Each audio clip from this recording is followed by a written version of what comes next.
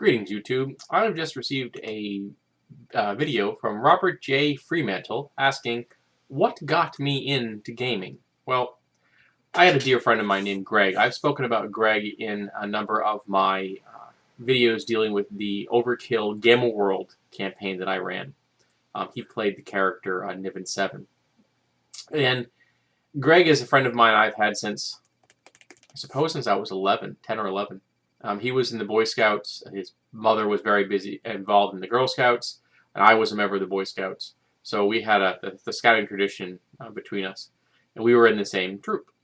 And when I was 14, he introduced me to his gaming group. Now, his gaming group was a little older. Greg is a year older than I am, I think. But a lot of his friends were older still. So we had a lot of kids that were in their late teens, juniors and seniors. We picked up people that were even slightly older over time. So it was a slightly older demographic, but one I felt comfortable with. And where we gamed was very pivotal to my love of this hobby. We played at a house that I can walk to it now if I want to, on the main street in my city. And the upper end of the street is just these wonderful old homes that had been built by the owners of the mills that had made my city wealthy in the 19th century. And this home had a wonderful English feel. It looked like an English manor house out of something that Tolkien wrote. It just had a vibe. And you walked in, and the place was incredibly decorated with a wealth of antiques.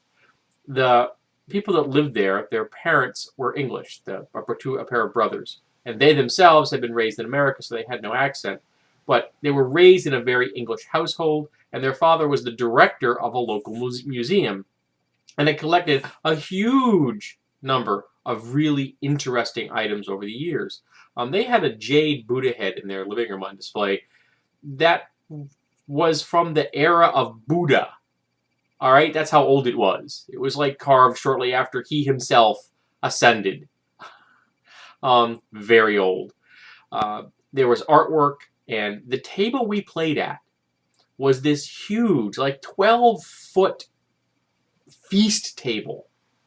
And it had high-back chairs all the way around it with an arm. Each one had their own arms. And each one had carving on the back of the chair, and each chair was unique. And this table I was playing on was like 400 years old. So it was steeped in this sense of age and tied to this fantasy element in my head. I mean, I was a fan of fantasy films, science fiction films, fantasy novels, and science fiction novels. And my friend Greg knew this. So he introduced me to the game, and the first character I ever played was known as Tissel. Yeah, I stole the name from some novel. And he was a ranger. And he didn't survive all that long, but I liked the ranger idea. So when it was time to come up with another character, I brought in his brother. I wasn't all that original as a child.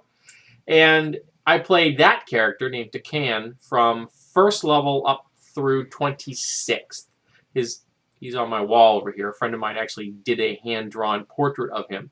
And he was obnoxiously powerful by the time he was retired. We used to jokingly refer to the group that he was a member of as Demigods Incorporated.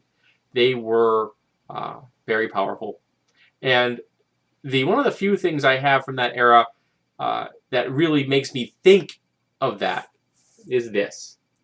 Yes, this is a player's handbook with a typewritten, as in, typed out on a typewriter, copy of the player's handbook I have covered in grocery bags, just like it was a school book. And in fact, if you look at the inside page, which actually has a unicorn sticker on it, there's actually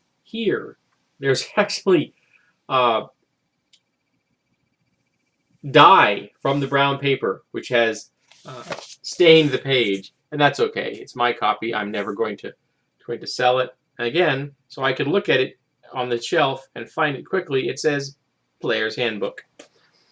And this is what really got me into the game. And shortly after I became a player, I very shortly picked up the Player's Handbook and the Monster Manual and the DM's Guide, and I started to come up with my own adventures. I didn't eventually fit all that well in that with that gaming group. I was a little young, a little brash.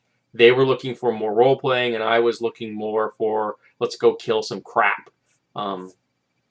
So it took me a while to finally get up to their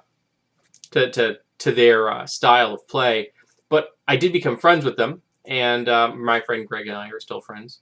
And I wish I had kept track of the brothers who lived in that house because they were some fascinating people. I have no idea if their family still owns that home, but it really is firmly in my memory of this English family welcoming me into their house with this huge ancient table to play on, and those first memories. We did the raid on the Store Giant's castle, I think it was called. It was a Judges Guild adventure where the goal is to actually slay Satan in the physical form on the material plane, and by doing so, you banish him for like X number of years from returning. And when we finished this adventure, it was 1:30 or 2 o'clock in the morning, and some of our members had just left because they had to go home and get some sleep. We ran out of the house, screaming and hopping up and down, screaming, "We killed Satan! We killed Satan!" which probably did nothing to improve the image of D&D back in 1978. However, it was still a lot of fun and one of my fondest memories of gaming. And that's how I got into the hobby. It was through my friend Greg. So anyone who doesn't like my role-playing videos, you can blame him.